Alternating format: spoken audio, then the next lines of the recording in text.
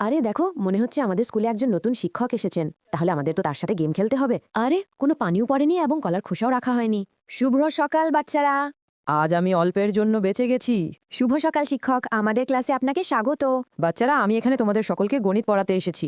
কিছুক্ষণের মধ্যেই জানা যাবে কে কাকে পড়াবে।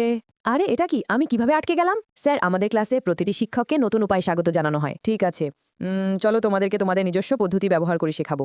তারপর আমাদের নতুন শিক্ষক আমাদের বেড়াতে নিয়ে যান। আরে বাচ্চারা, আগে আমার কথা শোনো। যদি তোমরা আমার 5টি প্রশ্নের সঠিক উত্তর দাও তাহলে আমি তোমাকে আরও ভালো জায়গায় নিয়ে যাব। ঠিক আছে স্যার, তাড়াতাড়ি জিজ্ঞাসা করুন। তারপর কি হলো জানো বন্ধুরা, বাচ্চারা অনেক মজা করেছে এবং মজার মধ্যে শিক্ষকও তাদের অনেক পড়ালেন। আপনি জানেন নবম শ্রেণী কতটা দুর্বল, তবুও তাদের পড়ানোর পরিবর্তে আপনি তাদের নিয়ে মজা করছেন।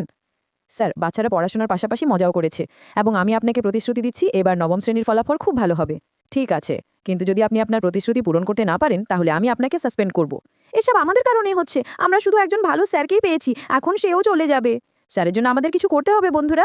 যদি তুমি স্যারের জন্য কিছু করতে চাও তাহলে ভালো করে পড়াশোনা করো। সেই দিন থেকে সব বাচ্চারা মনোযোগ সহকারে পড়া